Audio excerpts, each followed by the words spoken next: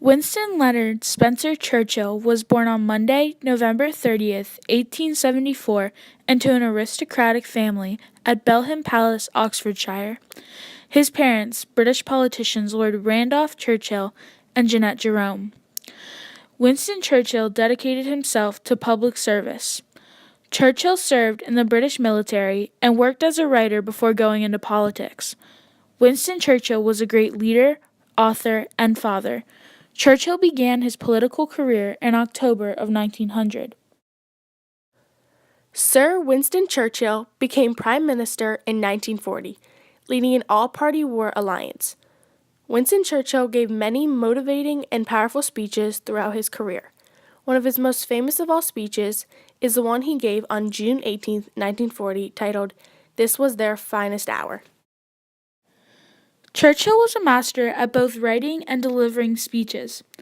The many memorable ones he made during the war had been credited with shocking national spirit and helping to inspire eventual victory. Churchill had only recently become Prime Minister when he made this speech on June 18, 1940. In it, he prepares the nation for the Battle of Britain to come. On this June afternoon, after France fell to the Germans, Winston Churchill delivered his finest hour speech, rallying the country for the coming battle for Britain. It was the third of three speeches which he gave during the period of the Battle of France. He resisted pressure to purge the Union of appeasers, or otherwise indulge in recrimination. He reviewed the forces still available to prevent or repeal any attempted invasion of Britain. Before Hitler could invade Britain itself, he had to knock out the Royal Air Force. Noting that Germany was growing more and more aggressive, Churchill began to prepare Great Britain for war from June through the fall.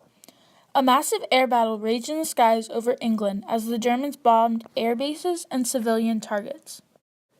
In Churchill's finest hour speech, he said, "We have before us an ordeal of the most grievous kind. We have before us many, many long months of struggle and of suffering. You ask, what is our policy?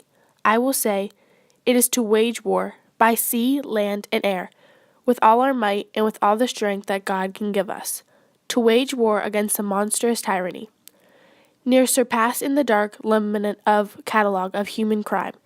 That is our policy. You ask, what is our aim? I can answer with one word, victory. Victory at all costs. Victory in spite of all terror. Victory, however long and hard the road may be, for without victory there is no survival."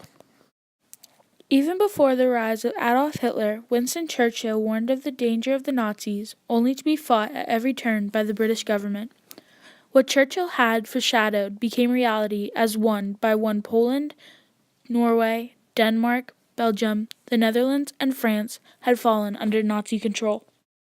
Many times during the war, people went back and read Winston Churchill's speeches for words of encouragement. Prime Minister Winston Churchill outlined the seriousness of the situation after the fall of France.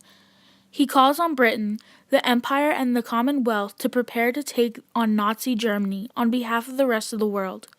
He knew the war was coming to his country soon. Churchill made many of his speeches to assure his people that things would get better, even in times when it seemed like the war would never end. He gave many speeches that achieved that goal of uplifting the people of Great Britain and giving them hope of a better future. But no matter their efforts, the War of Great Britain was an unstoppable war, and it was coming very soon. In June 1941, Hitler astonished the world again by invading Germany's nominal ally, Russia, turning it into an ally of Britain.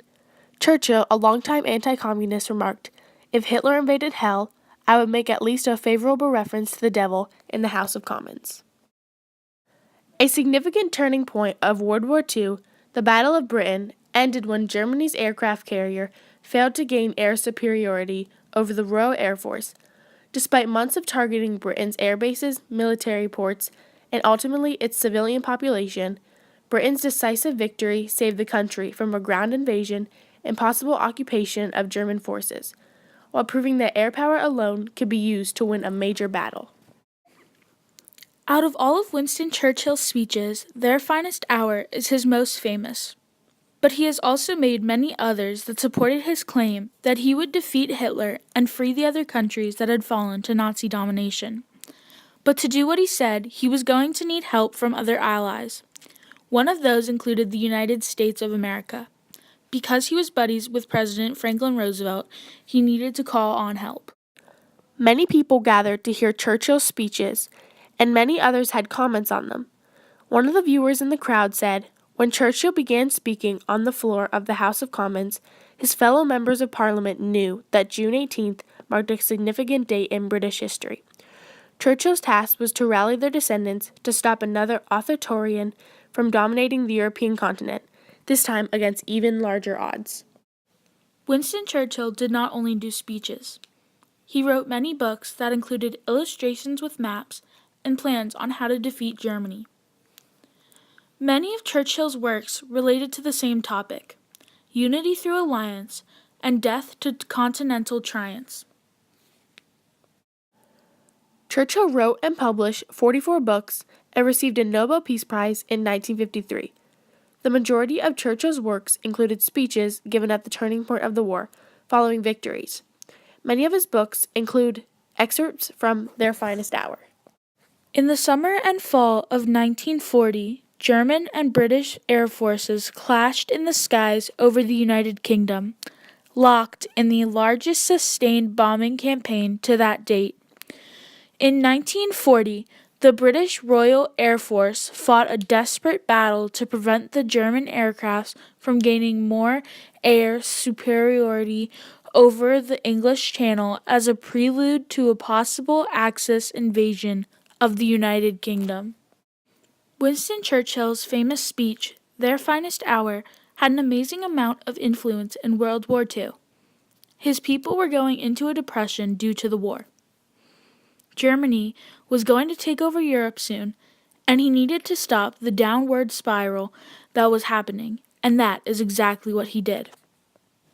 Historians widely attribute Churchill with being the greatest statesman of the 20th century. Churchill was an effective leader and statesman because of his tremendous ability to inspire people. His unique strategic insight, his relentless After World War passion, II had and come his to a incredible closing, personality Churchill shouted made him to a large well-rounded crowd gathering person. in Whitehall, "This is your victory," to which the mass of people shouted back, "No, it is yours." Sir Winston Churchill then conducted them in the singing of Land of Hope and Glory. Churchill passed away on January 24, 1965, in London, United Kingdom, at the age of 90 due to a stroke. Winston Churchill played a critical part in defeating Adolf Hitler and will forever hold a good name.